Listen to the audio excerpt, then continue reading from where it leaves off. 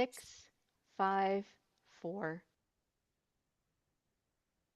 Good morning and welcome to the morning meeting. Thanks to everyone who came out last night. I don't know if we're having technical problems or if there was a problem with Amtrak, but when Mark and Dan click in, they'll join. So I'm going to kick it off. I'll just start with the day book and then what are you guys doing in my kitchen? Oh, okay. Apparently, Good morning, everybody. Welcome to the morning meeting. Thank you for joining. We are indeed Paul and Sean's kitchen today. Thank you for being part of the program. Delighted to have you here. I'll, as always, run through the day book and then the news, and then we'll talk a little bit about what's going on. And then, as always, we want your questions and comments. If you're here on the two-way platform, please raise your electronic hand. We'd love to get you in, including some new people. And if you're watching on YouTube or X, very popular these days, or at least much in the news, please, peace, love, and understanding, the presumption of grace to all. As Sean said, we had a great event last night. Super appreciative of those who came out, asked great questions, got to talk to people. People came from Oregon, California, Georgia. Where else? Someone came from California for the second time. Time. Yep. Three people came from over. There was a father and son there. Father's a Democrat, son's a Republican. And they talked about how much they love the platform. To be able couples like that too. Yeah, be able to talk. So very grateful, and we'll have more events coming up in the future. If you're going to be writing in the chat in X or YouTube, if you're new here, we don't take smack in the chat. Please just write nice things. They can be argumentative, they can be challenging, but don't insult anybody, please and thank you. All right. Tariffs, the big issue of the day. President Trump arriving at Andrews Air Force Base, or Joint Base Andrews last night, said he was going to talk to the Mexican and Canadian leaders today, although the Canadian leader at this hour, her finance minister, is briefing stakeholders about the tariffs that she will announce in a nationally televised address to the Mexican people at 10 o'clock Eastern time. We'll see what happens there. There continues to be confusion about who's driving this train besides Donald Trump and Peter Navarro and Miller. Who exactly is involved here? The two people who are most in line to be in charge of the tariff policy, the Commerce Secretary and the head of USTR, they're not confirmed yet. So there's some ambiguity there. Even well-informed people on Capitol Hill, lobbyists, even some reporters don't really understand exactly what's going on here. My sources continue to say, watch to see if this thing actually happens, or if it does, how long the tariffs stay on. A little while ago, Senator Grassley of Iowa tweeted that he wants an exemption for his Iowa farmers because the potash that's Canada produces, it's an essential ingredient for fertilizer, is pretty much only available at this point from Canada, and Iowa farmers would like a carve-out. We'll see what happens on that front. So that's one war that's being fought by President Trump, the trade war. J.D. Vance, no public events that we know about. Pete Hegseth is headed to the Mexican border today, to Fort Bliss, where he'll meet with members of the Joint Task Force North. Congress, is out, but the House is out. Hakeem Jeffries in Brooklyn, USA, having a press conference at 2 o'clock. Chuck Schumer, along with some of his colleagues, a press conference at 3:45. Originally called to talk about Elon Musk and his access to the Treasury payment system, but I bet you they talk about USAID as well. Yeah, have a feeling. 5:30, Senate holds votes, some procedural, some passage of confirmation of Russell Vogt to be head of the OMB, as well as Pam Bondi and Chris Wright. And then the Ag Committee votes at 5:45 on Brooke Rollins. A little more news here. As we said, it's a two-front war. President Trump's war is on allies and others on trade. And the other war is Elon Musk and company on the, what do you want to call it, the entrenched bureaucracy of the deep state. USAID has gotten particular attention in the last 24 hours, or really more than that, 72 hours. Today, they told DC employees of the department of the agency not to come to work. And Elon Musk last night tweeted that USAID is a criminal organization, time for it to die. Not exactly the normal rhetoric you hear from an incoming administration. A lot of interest over the weekend in the status of the nominations of Tulsi Gabbard and Bobby Kennedy. Bobby Kennedy, according to Fox News, did, as forecast, have a discussion, or at least one discussion, with Senator Cassidy of Louisiana, who's very key to his nomination prospects. Tulsi Gabbard, obviously a staunch viewer of two-way, followed Sean's advice and wrote an op-ed piece in Newsweek where she did what Sean advised. I suggested was a good idea too. She wrote about why she's not keen on identifying what's the guy's name? Edward Snowden. Edward Snowden. Thank you. As a treasonous. So the piece is about sort of her whole case of why she's the right person, but she does spend a fair amount of time making the substantive case. It's actually pretty good of why she doesn't use that word. Last note, which is on the president. He's restoring. People say he doesn't like tradition. Well, there's one tradition he does like, contrary to Joe Biden, who eschewed the last few Super Bowl interviews. Donald Trump will be sitting down. Fox, by coincidence, has the Super Bowl, and he'll be sitting down with real estate mogul Brett Baer, His neighbor in Palm Beach. yeah, his neighbor in Palm Beach, to talk about whatever it is they talk about. And I'll be curious to see where Fox puts it. Right, they can put it 2 in the afternoon, right? Or they can put it's it. going to be right in the lead up to it. Yeah, it probably will be because it's a good exclusive, and we'll see. All right, can anybody name the president of Mexico's finance chief? Incredible name. Rogelio Ramirez de la O. I like the de la O. All right, so let's talk about the trade war first. Dan, are you thinking this is still a bluff, as my sources continue to tell me for weeks, or is he going to add others as he projected he might? I think it's all of the above. I think it's a bluff. I think Sean said, last night, like once you start this, you have to win. You have to show the rest of the world that you're serious. You have to show the rest of the world that you're willing to stand by these threats. The problem is there's going to be real pain. People are going to feel the impact starting pretty soon. I think Chuck Schumer said last night, the price of guacamole and your, Dos Equis beer is going to go up by Sunday. And the fact that Chuck Grassley is already coming out, we're not even 24 hours in, and saying, wait, we need an exemption. We have a major... And that's a significant carve out. Right. And I mean, this is... Well, just to be clear, 85%. So it's U.S. farmers that need it, right? Well, and look, go back to the first term of the Trump administration. They made, I think it was $15 billion in payments to farmers because they didn't want them to feel the impacts of tariffs. Right. So apparently some Americans should feel it. Some Americans cannot. This is like the old Cornhusker kickback when they were putting together healthcare. Like, okay, we're going to exempt Iowa. Well, what happens now when the swing state of North Carolina needs an exemption? Well, but it's not just, and just to be clear, I agree with you, but I'm saying it's not just Iowa, right? Yeah, of course, it's all growers that use it. But here's the thing. He obviously cares about Iowa. Here's the thing. Do a quick imitation of Trump talking about how much the farmers like him. They're my favorite. They love Trump. Here's the thing. And this is what I don't get. He's not up for re-election. Right. And no Republican's up for re-election for federal office for 2 years, almost 2 years. Well, So I mean, as long as it works out before, then people sort of say like, oh, he loses the farmers. Doesn't matter right now. Things are important in this. Number one is he's already projecting short-term pain. Yes. Right. He even said it again last night. Yeah. So this sense of disruption that there's no question we're going to see. He's projecting it. He knows it. So the idea of people coming to him and saying, Mr. President, prices are high, it's impacting. He says, I know, I've been telling you guys, it's going to last short term. So that's a tell. Two, I think that the Panama deal that we talked about last night, right? So you got Colombia, now Panama, and he feels emboldened. Let's go 3 for 3, right? He's not just going to fold on this. This is going to happen. Now, whether there's a carve out for fertilizer, I think, there's a possibility that you see a couple of these exemptions, but make no mistake, come 12:01 tonight, unless there's the deal today. Well, but I think that's part of the problem, though. Colombia and Panama folded within 24 hours. Right. So there was not pain felt by the average person. And I think the challenge, and this is where Democrats are going to jump in. For Democrats, you can put the sign, you can go home to your district. Every district will have an impact and say, this is harming you. So the president says there's going to be pain. When that pain happens and people call their member of Congress and say, we have a problem, we're going to have to lay people off or something of that nature. It's going to cost a lot more. I wonder his appetite to say, like Dick Cheney famously saying, hey, just because it's not popular, like tough, it's the right thing to do. Does he have the stomach? Ron Johnson, no weak-kneed MAGA, was on Newsmax this morning saying this is going to cause pain for my constituents. We got to watch closely. Let's play Trump from last night. By the way, that doesn't mean I think that you still.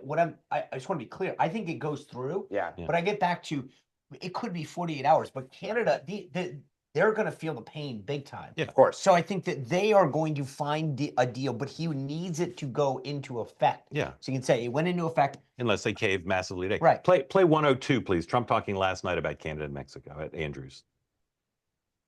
I'm speaking with Prime Minister Trudeau tomorrow morning, and I'm also speaking with Mexico tomorrow morning. And I don't expect anything very dramatic. We put tariffs on. They owe us a lot of money, and I'm sure they're going to pay.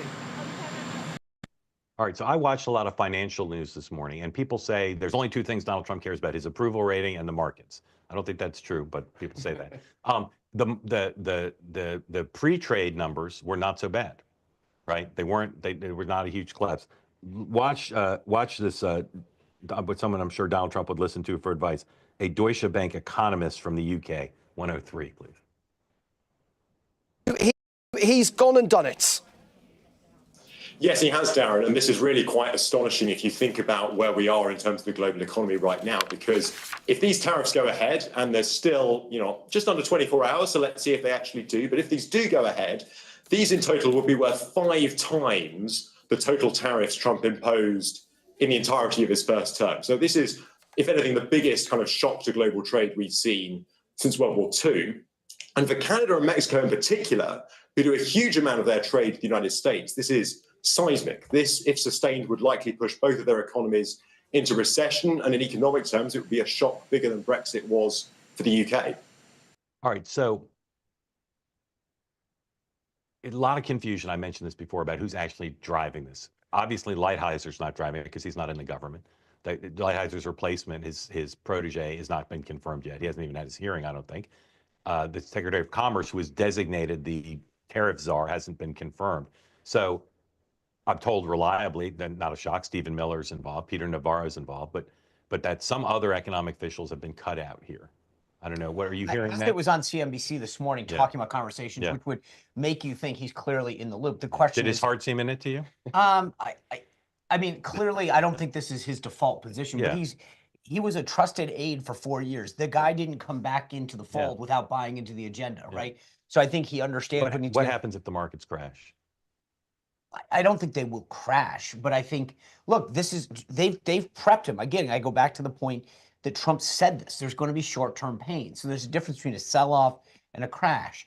How much did Wall Street bake into this already? Because I think there's going to be a delta between what they baked in and the reality of it going in. And there's still this sense, I think, that, okay, it's only going to last 48 hours. The question is, what happens on Thursday or Friday, not what happens tomorrow or Wednesday. I agree. Dan, should Democrats be rooting for, the big line is, the guacamole Super Bowl, but should Democrats be publicly avoiding seeming like they're rooting for a problem?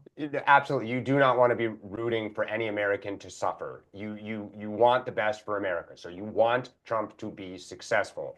But what is appropriate is to highlight the pain this is causing, because there is a reason that historically people have not used tariffs in the last 100 years to try to get their way. Ultimately, nobody wins in a tariff showdown. There's talk about the EU is going to be next. So I was going to say, I'm glad you brought that up, because if he's successful with this week, EU, watch out. But what's successful? Except for them backing down, there's no success that you can show this week. There's only bad things this week, except that the markets don't go down. If he gets something substantial from Canada and calls them off. Right. Yeah. Then I think that then he's really emboldened, and next thing you know, you're going to have a massive market access issue for Europe. Yeah. Well, I think the issue, though, is, and I think we all would agree, nobody knows what victory is. So Trump hasn't defined it. That's smart. Trump will likely declare victory, whatever that is. If victory is small, I think the Europeans and the Chinese will say, that's what this was all about. That's how we get out of this. Like, I think for Trump, the danger is you need a pound of flesh if you're going to really seriously do this. And I think when it comes to the EU, China is preparing their retaliatory tariffs, places where we have significant exposure as a country. And so I think for Democrats, it is appropriate to say, this guy ran on fixing the economy, bringing down inflation, and making your economic situation better.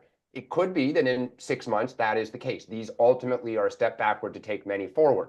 But there are a lot of smart people who think This is a step backward to take another step backwards if he goes through. But and that's appropriate. until and unless the Democrats in the court in Congress or Republicans in Congress and the courts say you don't have this power, and some people think he doesn't, he can keep crying wolf, right? He could take them off today and say, you know, it turns out the Canadians didn't do everything they said. I'm putting them back. Right. Well, Congress, I believe, can actually override the tariffs by revoking the emergency power. You'd need a majority. That would be a very significant step. Oh, yeah, that would be huge. And I doubt we're going to see that anytime soon. Right. All right. Let's talk about Elon Musk. By the way, can I say one thing that's sort of been missing in the financial coverage to some, at least for me? You've got Canada, Mexico, the big thing. The Chinese have been kind of quiet on this. Because they haven't screamed and they're not trying to make a deal. They're a totally different beast. I get it, but I just think that it's funny considering how important their stuff is to what we do every day. The one small piece. They play the long game. Right. No, I get it. I just find it fascinating from a diplomatic standpoint. It's a good point. It's a great point. All right. Elon Musk. Last night he went on Spaces, and he had special guest Joni Ernst, senator from Iowa, and he talked about USAID. Play 105, please. What we have here is not an apple with a worm in it, but we have actually just a ball of worms. If you've got an apple and it's got a worm in it, maybe you can take the worm out. But if you've got actually just a ball of worms, it's hopeless. And USAID is a ball of worms. There is no apple. And when there is no apple, you've just got to basically get rid of the whole thing. That's what we call an extended metaphor. So, as I said earlier, they told, even though they want everybody back to work, they told USAID employees not to come to work today while they sort things out. And there's all sorts of reports from the weekend about them accessing data that they don't have. You're going to hear Democratic members of Congress today. They've already sent a letter to Marco Rubio saying, what up with this? And we're in the midst of another round of stories about whether there's distance between Trump and Musk. The Washington Post has a story this morning that says Trump basically told Musk, go do this stuff. And the Post reports he's not paying close attention, which could be true, right? It could be, but when you start closing down an agency and people are working from home, it tends to get a little attention. So here is Trump. And again, Sean, in particular, I want you to read the body language. I took this as kind of a negative, even though the words ostensibly are supportive. Here's again Trump last night at Andrews on the tarmac asked about, do you still have full faith and confidence in Doge leader Musk? Play 107, please. Do you feel that Elon Musk is delivering on his promises to you? Do you feel he's doing a good job right now with I Doge? do. I think Elon's doing a good job. He's a big cost cutter.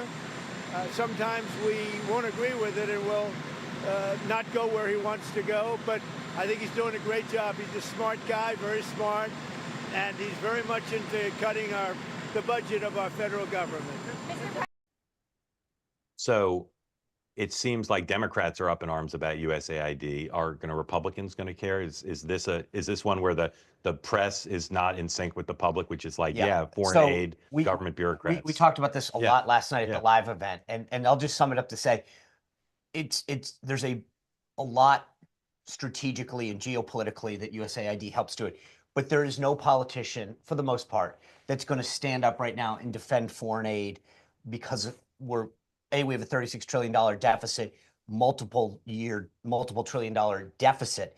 So the idea that you're going to stand up there right now and tell the American people, hey, I'm going to defend sending money to a country that you may have even heard of is not politically smart. And that's going to be the big disconnect. The idea, as Dan said, about the tariffs is it's very relatable. Like, I'm not an avocado eater, but you do like a good Mexican, a good Dos Equis. I do. I like a good Dos Equis with a lime. And so if you, that's relatable to the average person, right? This is how much it's going to cost me. Telling someone that you're cutting off foreign aid to a country in, Southeast Asia isn't going to resonate. Is it worth having a discussion about the importance? Sure. But I think in the current climate, neither Republicans or Democrats, the idea of cutting spending in foreign aid is going to be something that they get excited about. Yeah. I think the one place in the long run it will is almost every USAID program has a champion in Congress. And to your point, they're not going to stand up and say, hey, this aid to South Korea to help with AIDS victims, I'm making this up, I'm going to lie in the tracks for. But that was my program, and it did good work. And you called us you said they're criminals. And I think that where you know, When you Musk, take President Bush, PEPFAR, right? Like he's going to stand up and say this is saving lives. Exactly. And right, so there's but people who have to get elected in 2 years, no. So I think one, he's burning some capital with this. The way he talks about it so flippantly, the way he's just dismissive of it, as he keeps doing this, I think you're right. People aren't going to stand up and defend or scream on every program, but he's setting up a clash with people. And I think where Democrats will start to say is, here are the impacts to real people. The Chinese have come in. They're now funding it. We've lost an ally. People are drifting away from us. And as he goes toward domestic programs, at some point, Republicans will join Democrats and say, time out. What are you doing? You're out of control. And by the way, I think you're going to hear Democrats saying this. When we get power, the same precedent is being set. We can just wholeheartedly tell people you're not coming in. We're eliminating stuff. And it'll be your Democrats priorities. want to eliminate program. I'm for that. Just for the record, I think a lot of but I do think that this is the one issue that Elon has is it, to your point, Dan, when it goes too far and he starts touching domestic stuff, that's when I think you're going to see a lot of. I mean, he's got to be careful how he. To me, the money bite in Trump's soundbite was saying, if we don't agree with them, we're not going to do it. That's like not something you'd normally say about any cabinet secretary in public. We mentioned this last night. He put J.D. Vance in charge of this, right? And so to go in and to cut the legs out of a program where you're telling people don't show up anymore, that's very different than saying to J.D. Vance, hey, go exert some oversight to make sure this is done right, that we get rid of waste, that we have, we put an America First agenda in place. That's where, I mean, you're going to start to set a little bit of a clash because now you're going to pit JD's team against Elon's team. That's a great point. And he had Vivek on the Spaces last night, also along with Joni Ernst, Peaches and Herb reunited. Feels so good. We're going to get to you in just a minute. So if you're on the two-way platform and you want to be part of the conversation, if you've never been so before, great. Please raise your electronic hand. We'll get to you in a minute. All right, Democrats over the weekend picked a new chair, Ken Martin. So I said at the event last night that Ken Martin makes Reince Priebus look like Timothy Chalamet. And Reince texted me and said, Timothy Chalamet, pretty good. So that landed at least with one viewer. Ken Martin came out and tried to show everybody that he's got the fire in the belly to take on Donald Trump. You be the judge. 106, please. Now look, it's time for our party to do three things. First is to unite. We have to rebuild our coalition. We have to ignore the noise. We have to focus with intensity on the goal ahead, which is winning elections to improve people's lives. Second, we need to go on offense. Trump's first weeks have shown us that what happens when amateur hour meets demolition derby, right? And at the same time, he's invited all these billionaires into the Oval Office to mine, extract, and profit off of our government. This is our time. Right now, it's the people's government. It's not another resource for ultra elites to exploit. Lastly, and the third is we're going to take tonight to enjoy the moment, and we're going to build new alliances, but then we're going to get to work. So, Dan, the members of Congress, including Schumer and Jeffries, do they look at that performance and say, he's the guy, we're going to ride that horse? I imagine they made a phone call as soon as he got off the stage and said, easy there, big fella. You are not the national spokesperson who's going to be out there ahead of us. Like, you will speak a little bit when spoken to. Like, we are going to drive this. We will work on the message because we are the elected officials, and you will work with us. It reminds me a little of when Michael Steele took over and he had the famous, like, we're coming at you, even the one-armed midgets, I think was the line. Like, it was just out of control, a little bit excited. Look, I think you want enthusiasm. You want someone who's kind of ready to enter the ring. But the idea that, you know, he is going to be out there and is going to come up with the message and just take the fight to Trump. The party is going to take the fight to Donald Trump. The party will determine, working with the governors and elected officials. And no doubt some candidates will jump, you know, further out than others. But I am sure the leadership said to him, you work with us. We don't, you know, follow behind you. Yeah, but keep in mind, just as a side note, all those folks weren't behind him, right? Yes. They all supported stage, Winkler. Is that it? Wickler. Wickler. So I think that there's a little bit of like, you know, who's going to be the alpha dog now? Yeah. I don't know that he can be the alpha, but metaphorically, I last night, I mean, if this is, that doesn't portend well. At some point, you know, just don't think that was the best. I wonder if he'll hire a comms director like Mike McCurry was, like someone who can be, or Sean Spicer, someone who can be from. If only we could be so lucky. From the comms position at the party, be on TV a lot. I mean, again, I'm just being honest. If I were the booker for a Sunday show, I wouldn't be super excited to have him on. I would every so often, but he's just not. He's just not going to do that. Well, and that was an undisciplined speech. I mean, just to be candid, that was very undisciplined, and it was like very emotional. And so, as you're making first impressions with donors and with the party, you probably, again, I think they probably made some phone calls and said congratulations, but by the way, let's kind of set straight how this works. So Dan, obviously this is a week where they're starting on offense. They're having press conferences. They're sending letters to the administration. They're clearly their iron triangle, where they're one side, along with the media, dominant media, and the Washington special interest groups on the left. That machinery's back up. It's like they're whistleblowers. There's all these, FBI agents saying, they take me dead or alive. What's the best case this week? What could happen by Friday for the Democrats in terms of messaging against the administration? Yeah, I think there's three things. I think one, lawsuits. I think they're being filed left and right on kind of all of these different fronts. If judges start saying no, right, then it's like you've got some momentum. Trump is, this stuff is lawless. Is lawless. It gives you the sense of kind of chaotic, unlawful activity. Two, I go back to you're impacting real people. So where they can say that the prices are going up, where they can say people are not being able to receive a service, they are showing we are on your side. They are not helping you. And then I think the third front is ultimately we lost my train of thought, but I'll just stick to those first two. And I think that they have a little bit of momentum now at their back. Yeah. Thank you, Governor Perry. Yes, exactly. I will say this, and we'll see what the polling shows. It's the beautiful setting of the kitchen in a week or two. But I think that the Washington elites somewhat misunderstand where the base is, at least the MAGA base. I think these people are willing to take a little bit of pain, and they are excited that a president of the United States is willing to fight. When you put out some of these comments, whether it was H-1Bs or the tariffs, people are like, great, force companies to come back to America, to manufacture here, to grow here. There is a sense that yes, we might have to go through something. Now, again, there's a difference when you actually have to go through it, right? Exactly. It's like going on a diet. It's first it looks fine until the first day when they cut your calories. But I think that there's a bit of misunderstanding from a lot of folks in Washington about how much the American people, especially the MAGA base, is willing to put up with because they want a president to finally fight to bring manufacturing and jobs back to America, and are saying, great, I'll go through some short-term pain. The president told me about it because I think it's better for the long-term interest of the country. I don't think people, when I watch a lot of the pundits, I don't think that they fully represent some of the people out in the heartland that are willing to say, you know what, this president's willing to fight for us. He's willing to bring manufacturing jobs back to America. I will say though, like that sounds a little like Joe Biden, right? We have to do this to get out of COVID. Like it's transitory. It's a little bit of pain. So I think I really, really wonder to what extent people are willing to say, I'm willing to pay higher prices for months.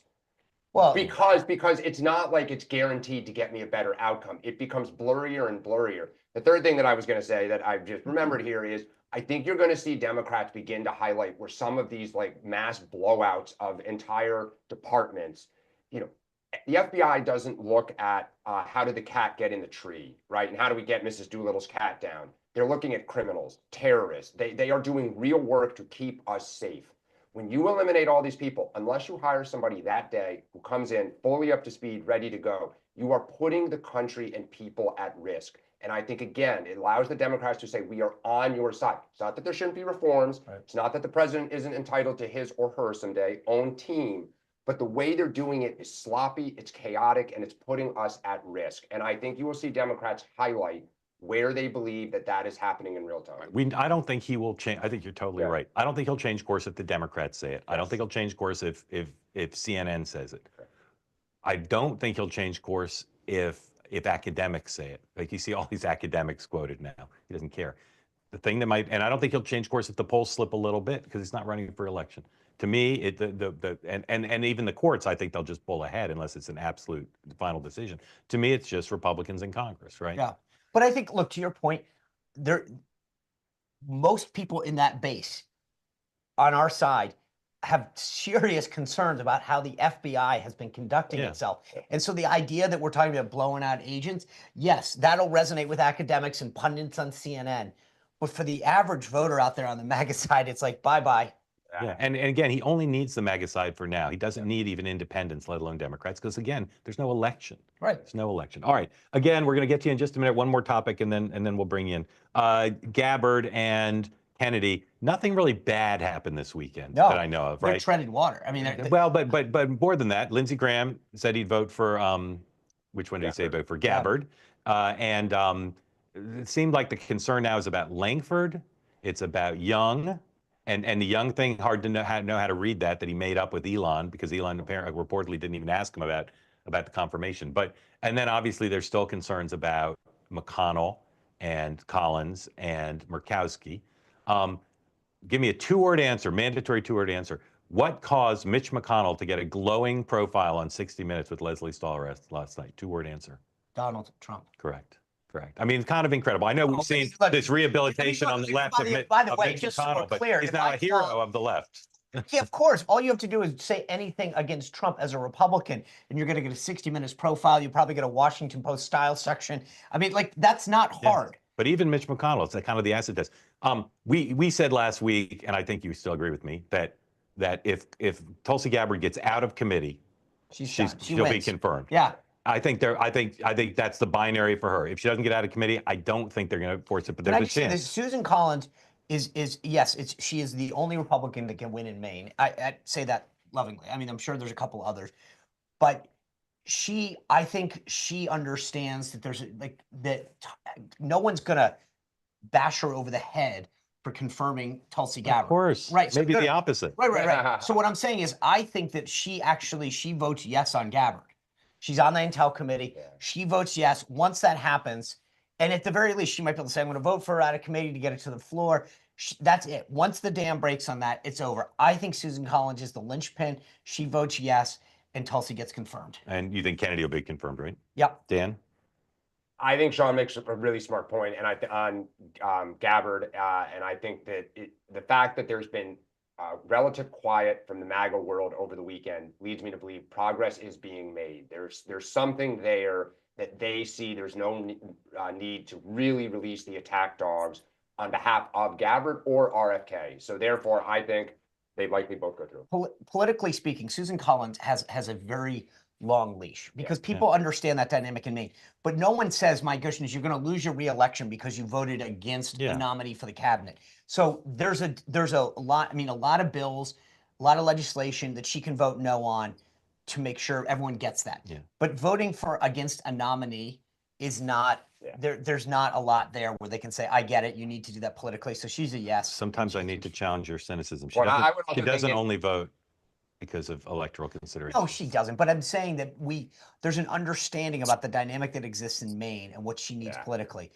On a nominee, I don't think that's there. That's afforded to you. I think Sean's right. In 2 years, Collins isn't going down because she voted for Tulsi Gabbard. According to a tweet, you ever heard of this guy? You ever heard of this guy? Is he your neighbor? Yeah. This guy? What's that guy's name? Ben Domenech. Ben Domenech. You heard of him? I've seen him. So this guy, Ben Domenech, you may have heard of. He just tweeted out. He's married. So there's someone that I know. Yeah, he's also an AK, Mr. Meghan McCain. He says Senate Republicans think both Young and Collins were moving towards voting for Gabbard over the weekend. I think that's right. I think he may be onto something. All right. Joy, welcome in on the move. Tell folks who don't know where you are, getting your steps in. Excellent. And what's on your mind, please? Yep, I'm in Illinois. Do you mind if I keep walking? Someone commented. It's good for the show. It gives us a sense of movement and activity. Okay, great. Yes, I'm in Illinois.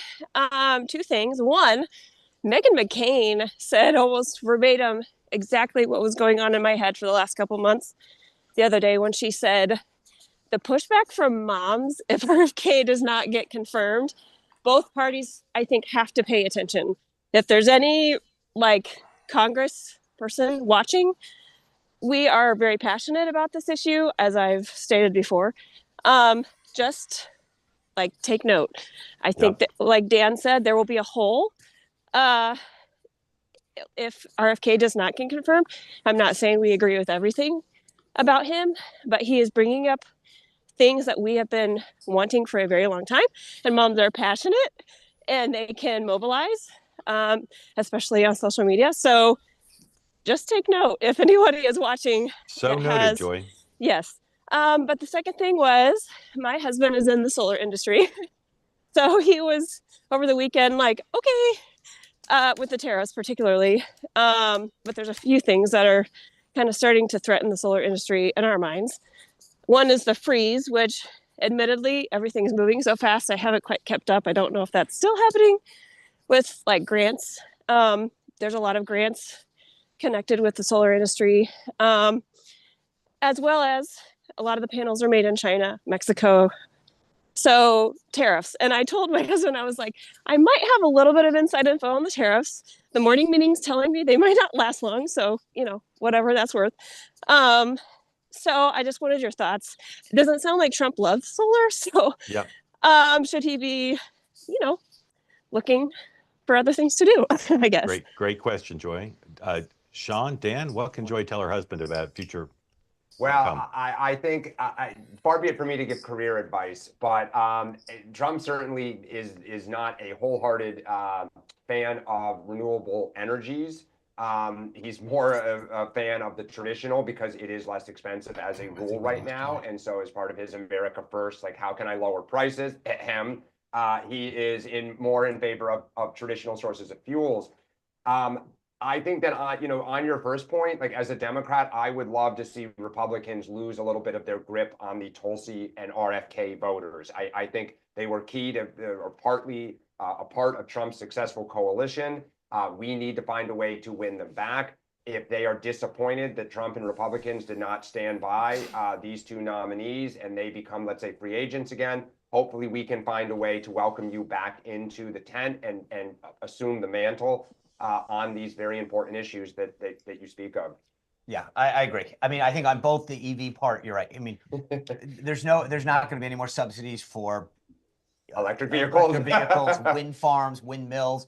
And I think it's frankly, I hope there's a bigger discussion about some of the consequences of what the reality of some of that, because it gets sold as one thing and it's quite the opposite. Yeah. So that being said, I will just echo again exactly that. She's absolutely right. What RFK and Tulsi have done to the party has been huge.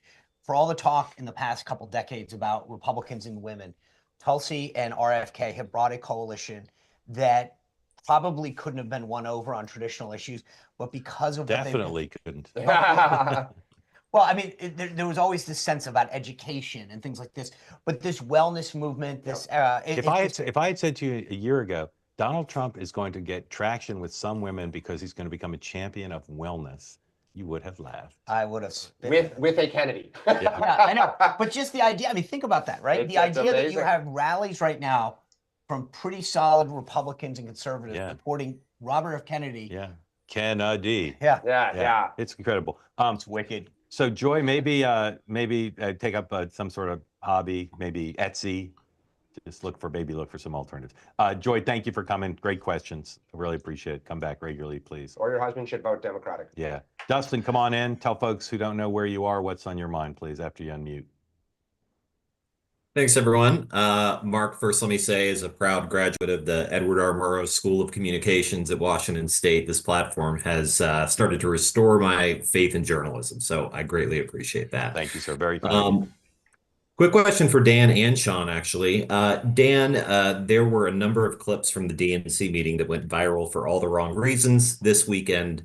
And one of the questions that I had, similar to the questionnaire that Kamala had responded to way back in the primary in 2019 or 2020, why do they keep inviting moderators that are kind of bullying them into these positions on identity politics and getting them to commit to these very, very far left things and getting them on the record, as opposed to people who are going to ask them questions about the economy and that appeal to a broader audience? Yeah, it's a great question. I mean, yeah, it's something that plagues both parties, and right now, it's the Democrats are in the bullseye on this. If you think about Republican candidates who have to, if they get out of line with MAGA, MAGA speaks up and says, you need to do A, you need to do B, and you need to do C. And they certainly cater to Fox and Newsmax. Oh, and talk radio. Yeah, so both parties have a little bit of this problem. I think that what we saw at the DNC this weekend at times was terrible. I mean, that is just not, when you're trying to create a new image or rehabilitate your image, these people coming on stage who are like, I'm going to really make a play for this community and say some stuff that's very controversial. It'll get me clicks. It'll get me, raise more money online from the base. It sets the party back. It's being watched on national television. All politics is almost national to some extent now. And so it does not help the party, but it's always going to happen. And both parties have to wrestle with, like, how do you appease your base while still appealing to the middle of the country? In my experience, if you said to the Democratic Party comms people, how did this happen? They say stuff like, we're Democrats. Yeah, right. We're a Big Ten party. Big Ten party. Except we're not. But it really was a ridiculously missed moment, a counterproductive moment. Even if Martin turns out to be a great chair, there was no messaging this weekend that was helpful, right? No, there wasn't. I mean, and Sean even pointed out when we saw it, the people standing behind Ken Martin. I mean, that Ilar Oman, baby. Well done. We're a Big Ten party. We love everybody, but that may not be necessarily the message that you want to send. And I think that it was a missed opportunity. There was a lack of discipline, both on the staff level, organizing this. Usually you vet speeches and say, okay, you're going to be speaker number 3. You're going to say these 3 or 4 things. If that was planned, that was horrifying. Well, I think he won. I mean, I just, in fairness to him, again, you win an election like that, you don't have staff, right? Yeah. And frankly, there was, and by the way, but if you're super sophisticated, you have staff. Oh, no. He should have, right? For the amount of money that was raised, by the way, for that chairman's race, Wickler was getting hundreds of thousands of dollars for a DNC. Hard to know what he spent it on, right? I know. Well, it's funny because Dunkin' Donuts. You have, especially when you have 450 delegates, you're doing parties and sending them swag and all that stuff. But I want to get back to a broader point here, which is interesting, because if you had told me 5 years ago the Republicans are the party that, I mean, think about J.D. Vance sat down with Margaret Brennan, Donald Trump sitting down with Kristen Welker. We're the party that's actually going to places. Think of the people that Caroline Leavitt called in the briefing room. Sure, she called on some people on the right who hadn't gotten a question in 4 years in the Biden White House.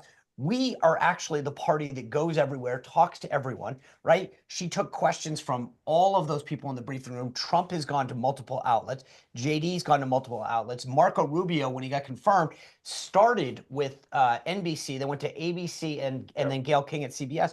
It's the Democratic Party that won't talk to Fox, that won't go on a lot of these podcasts. One of Biden's former comms people has an op-ed piece on Fox.com today. Yeah, the Deputy Press Secretary, Andrew Bates. So that's a little. Trump calls Maggie Haberman.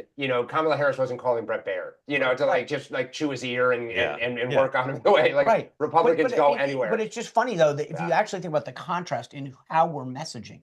The Republicans will go anywhere and talk to anyone at the highest levels. The Democrats are the ones who shut out Fox and any other conservative voice, which is kind of funny to me. What are you afraid of? I mean, there's a couple of these guys. Buttigieg, to his credit. So one thing he actually did do was he did do television interviews on some alternative, on right-leaning outlets. But I don't know why. I mean, it's not like they're being treated unfairly. But I think for Republicans in the Trump era, they relish to some extent going to the left media. Oh, I love it. And stirring it up because they stand by what they say. They know a lot of this stuff is popular and they're willing to be like, you're going to come at me on immigration and I'm going to fire back. Democrats don't want to go on Fox and talk about it, or they hadn't wanted to, inflation and immigration. And so they just kind which was a problem. They want to go on MSNBC and talk about Project 2025. Yeah, and democracy. It's like Dustin, I'm like Ellery Queen. My sense is you're in Mountain Time. Am I right? Central. All right. Where are the you? Clock behind me is broken, if that's what you're looking at. I was going off the clock and the picture. Well, I still write twice a day. I was going off the clock and the picture. Where are you calling us from? I'm calling from Murfreesboro, Tennessee. Awesome. Thank you for joining us. Please come back regularly. Thank you. Great question. All right. Let's see who we're bringing in next. Samuel, you ever go by Sam, Sammy, or it's always Samuel? Anything you want. You can call me anything. That's All right. yeah, Samala. but Love the stuff Pamela, behind that's you. fine. The Dora, is that yours? Yeah, I collect cool little movie posters from my Yeah. local theater. That's Yeah. a good collection. Where you calling us from today? A suburb of Pittsburgh, a little south of the city. Yeah. Why are there so many quarterbacks from Pittsburgh? Why does that happen? Is it the There's water? we have good water here, I think. Yeah. it's the water. Yeah. That's a Steeler. Is that a Saints thing over there? What's that thing on your far No, right? no, I'm an Eagle Scout from my Boy Scouting days. That's Got it. Florida Lee from Give us the a Boy Scouts. scout oath, real quick. 3, 2, 1. A scout. Well, Yeah, on my that's honor, how I'll it do my starts. best to do my duty to guard my country. Yeah. It's been 8 years. It's been a while. All right. So yeah, Understood. I'm sorry. I didn't mean to put you on the spot. I just love hearing the scout oath. Welcome in. Yeah. Thank you for joining. Tell us what's on your mind, sir. Yeah. So first time, long time. I think since the RNC last year. That's when I first started listening. But I was just wondering how you guys see the Supreme Court in like 4 years after Trump is done. Do you see like Clarence Thomas retiring and him replacing him? Is that like the only move you see happening and changing on the Supreme Court? Awesome question. Yeah. Thank you. Thank you, guys. Get out your actuarial tables and weigh in. I mean, Clarence Thomas is the one that's rumored to be potentially thinking of stepping down. On the Democratic side, there was a push to get Sonia Sotomayor to step down because she's had some health issues. She refused. I think there's a lot of hope that in the next 4 years she's able to make it through. But other than Clarence Thomas, I have not heard of any Republican that is thinking seriously. Alito. You think will? Okay. Could. I predict, and I almost never predict. Yeah, but judges, juries. Trump's going to get 3 picks.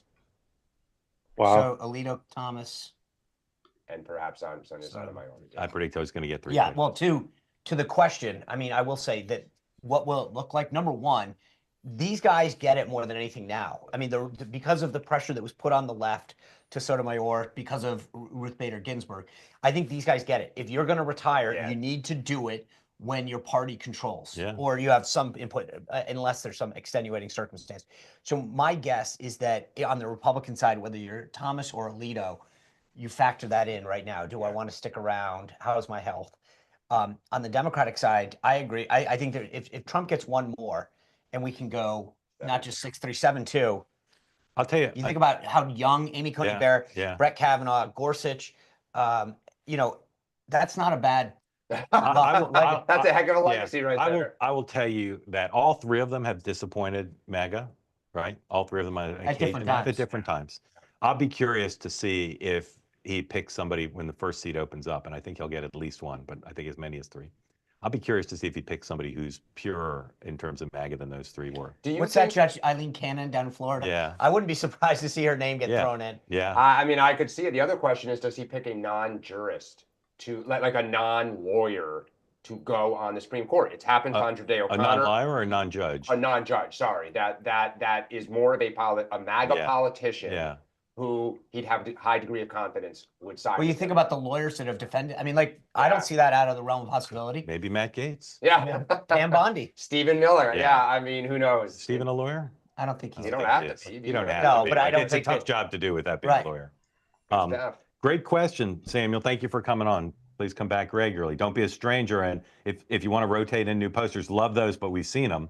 So next time you come, maybe put some new ones up because those are good, and I bet you got more. By the way, if people think Democrats are depressed now, if the Supreme Court goes to 7-2, you have not seen depression. Yeah, I agree. All right, James and Barry, not sure exactly what that means, but we're about to find out. Welcome in. Thank you for joining. Unmute. Tell us where you are. What's on your mind? Hey, thank you for picking me. My name is James. Barry's my rabbit. So I know everybody likes pets on the show. So he's been sitting here watching the show the entire time. And are we going to get a look at Barry? Oh, of course you are. The rabbit of the hair. You pulled that out of a hat? I pulled him out of a hat. Yeah, so Barry, he's a big fan of Two-Way. He's been watching him ever since the very beginning.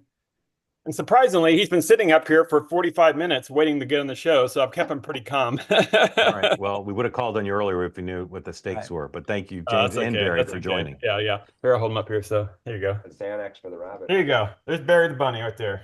Amazing. How long have you had Barry? He's 5 years old. Amazing. Beautiful. And most people are surprised that rabbits can live about 14 years in captivity. It's kind of like having a dog. So it's a pretty major commitment. James, are you in the path of the fires? I am. I live, for you historians, I live about 10 minutes from the Ronald Reagan Presidential Library. So I'm in Simi Valley. Are you south of the library? I am northeast of the library. You are And very near an In-N-Out burger. there's an In-N-Out burger about 2 minutes from my house. Yeah, believe me, I know where they all are. Right off the Very lucky. Stearns. You're very lucky. You're a very lucky American. Not all of us we can are. live within 2 minutes of an In-N-Out burger. What's on your mind, sir? We didn't get any fires in Simi Valley, but definitely we had rolling electricity failures and stuff like that. But yeah, most of the fires were either south of me or east of me. Yep. So good. So we've been very fortunate. Anyway, so lifelong Democrat, but some of my background may surprise you. Yes, ma'am. Dan's got the best smile on television, but and if more Democrats were like Dan, I would start voting Democrat again. But I have kind of sort of like not changed my affiliation. I did vote for Dean Phillips in the primary because we have a closed primary in California. But I did vote for Trump 3 times, and wasn't sure about 2016. But I wasn't a big fan of Hillary. And then I held my nose in 2020 because I'd kind of had it with all the tweeting and all the kind of stuff that went on in the background. But after these last 4 years, it was very easy to vote for him again. And I voted for Michael Dukakis the very first time. And I voted for Clinton twice, and he was my favorite president. And voted for Gore. But James, let's play some word association. One word. Just give me one word. Ready? Yes. Karen Bass. She's got to go. Oh, that's more than one word. You could use failure. Yeah, failure. There you go. Thank you, Sean. Gavin Newsom. Terrible. Kamala Harris. Underqualified. Okay. Is that kind of 2 words, I guess? What's the name of that guy who ran against Karen Bass? Caruso. You know him? Rick. Yeah, he was like kind of a business owner. I think he owns like the malls and stuff. He seemed like he was much more of a moderate. Okay. Competent. Otani. I don't know. Shohei. All right, James. Thank you for answering. Thank you for answering. Are you a lifetime Californian? No, I'm originally from Kansas City. I've lived in California for 18 years. And so again, I do vote locally. I do vote Democrat. I voted for Julia Brownlee. She's a 26th district, represents Ventura County. Yes, sir. Your accent is a perfect amalgamation of Kansas and California. By the way, know. That's what somebody else told me too. What is your favorite barbecue in Kansas City? That would probably be Oklahoma Joe's. Oh, that is correct. Yeah. That is a good answer. Really? Very yeah, solid. Oklahoma Joe's. Jack Stacks, but okay. All right, Jack James, Stack is pretty good. Enough with the preamble. What's on your mind, sir? Well, actually, Dustin kind of brought it up. So again, I would love to start voting Democrat again. I'm hanging on for dear life. But man, I watched that DNC convention, election deal, and man, it was rough. I mean, it was rough. And I'll be honest with you, I was very disappointed when Trump brought up DEI when he started talking about the crash in out in Washington D.C. And I just think that was. How did you feel last week when Trump brought up DEI, when he did the freeze, and then kind of what you're seeing kind of over this weekend? I mean, there's so much out. Are you excited about what he's doing? Are you supportive of what he's doing? Or is this the side of Trump that makes you want to hold your nose? So I thought his speech regarding the crash started off really good. And I just shook my head when he brought up DEI. It was just not the right time to do that. And again, I'm not saying it's wrong. And I don't think DEI caused the crash. I think there may be some DEI hiring practices involved with air traffic control. And I'm actually a pilot. I work in that industry and been flying my whole life. That's actually what brought me to California. Are you a professional pilot? I'm a professional pilot. I'm a chief pilot for a Part 135 charter company. And I fly all over the world in long range corporate jets. And I've flown into DCA several times to fly ex-presidents, because you can only go in there as a corporate pilot. you're flying a dignitary. You can't go in there otherwise. Yeah, otherwise you got to go to Somebody Dulles. has to have a gun, a license to carry. Yeah, I got Secret Service on board and all that kind of stuff going on. And I was just out there in Dulles for the inauguration, and that was really cool. And so, yeah, so overall, I feel like Trump's his worst enemy many times. Like sometimes it's just better to say less. But I don't know how I feel necessarily about what's going on with the tariffs. Time will tell. You know, he ran really hard on getting the cost of goods down, and now I feel like this could lead a different direction. Even though it may be only temporary, it kind of goes against what he was really pushing against, you know, the economy and obviously immigration. So we'll see where that goes. I think for the Democratic Party, it's more likely that the first step in you kind of coming back to us, let's say, or feeling good about us, is going to be that Trump is going to make you a little queasy. And then I think over the next 6 to 9, maybe 12 months, the party's going to figure out what it wants to say, what it's for. New leaders will emerge beyond the existing folks that you know, and at least locally you lament. And so that's why I'm curious. The fact that you're like, this is not the side of Trump that I necessarily like. I voted for him on cost of good. I think a lot of people bring inflation down, make the economy better. So I think it's likely you'll see Democrats point out his faults at first, appropriately so, not the hysteria. And then we will give you reasons to vote for us. James, let me ask you a question. If we could get into a time machine, go 18 months ahead, and the results of Trump's tariff were that more manufacturing ended up coming into the United States, would you look back on this time and say, wow, I underestimated what he was really doing? I think it's kind of like possibly yes, if the United States benefits from it. I just don't know if using terrorists as kind of a threat against other countries is what I would probably go for. Like, hey, we don't like people coming across the border, we're going to throw in terrorists. Or there's fentanyl coming across the border, we're going to throw in terrorists. I don't know if that's how why he's presenting him as sort of like a threat for other things kind of unrelated.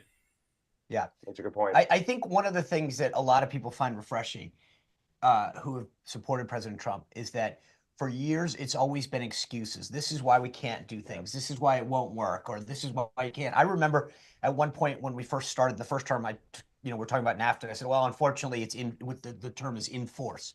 He said, I don't care.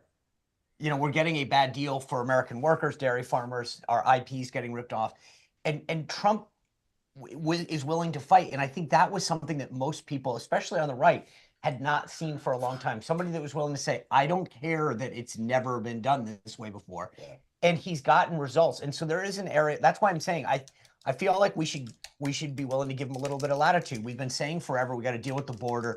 We just fought an election over largely illegal immigration. And now he's willing to say, all right, I'm going to use all the tools in my toolbox. And oh, by the way, the last time that he did it in the first term, you saw companies start to bring back manufacturing here. So net, I get it. People should be worried.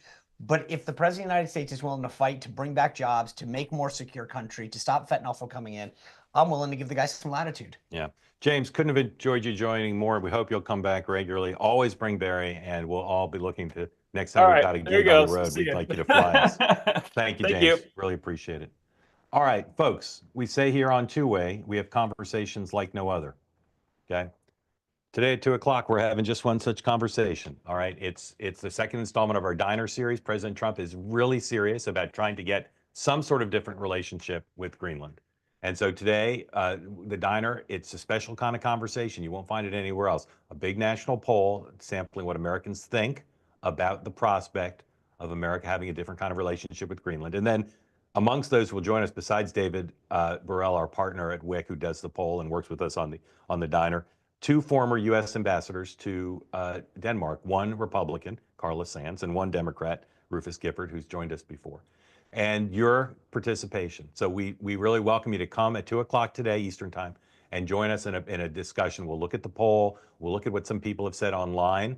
And the whole point of the Diner is right in rhythm with Two-Way, to expose people to different arguments. How do people react to arguments they hadn't thought of, to our positions they might disagree with? So please join us at 2 o'clock today for that discussion. And then at 6 o'clock, third episode today. I'll be back. That's greedy. Two-way tonight, 6 o'clock. We'll look at all the day's news and the latest update on the tariffs, on Elon Musk, and everything else. Maybe a rabbit update. You never know. And then tomorrow morning, 9 a.m. Eastern time, we won't be in the kitchen. No, we will not. I will not be in the Thank kitchen. God, we only have one guest room. We'll all go back. We'll all go back to home base. But we're very grateful to the entire Spicer family. Yes. Made us waffles, gluten-free waffles. Yeah, delicious. no GMOs. Yeah, and we actually have some Chick-fil-A here. Because our kids would love this breakfast. Dig into. Chick-fil-A. So thank you for everybody who asked questions. Thank you for being here. Last night, did we show the clips, the stills from last night? I don't think we did. Put up 108. Couldn't have enjoyed it more. A great opportunity. 108. Great opportunity. 108. I said a great opportunity. Kitchen difficulties. Coming. Got a little time. No rush. We only rented this equipment till 10. Here we go. Just some highlights from last night. There you see three amigos on the stage. Dan's smiling in that shot, so we chose it for that reason. It wasn't a photo that he wasn't smiling, just to be clear. Great questions. You'll just stay with us till the last one, because the last one is the money shot taken by Dan and me under the directorial supervision of Sean Spicer. There's two guys out front. On the marquee. That's there right. You go. Marquee. And there you go. Crowd shot behind us, selfie. Dan held the camera. I pressed the button. Team effort, as always. So, again, very grateful to folks who come out. Lots of people ask, will we come to your city? We will. Or your kitchen. We will eventually. But if you've got a theater that you know wants to host us, we're into plug and play. Contact us. Let us know. Several hundred seats or more, and we'll be there. Warmer environments right now are welcome. Yeah, yes, exactly. Right? In the winter, and then like Aspen in the summer. If you got it, we're there. Yeah. Thank you for watching. I'll see you at 2 p.m. Eastern time, 6 p.m. Eastern time, and then the three of us will see you at 9 a.m. Go two-way. Have a great day.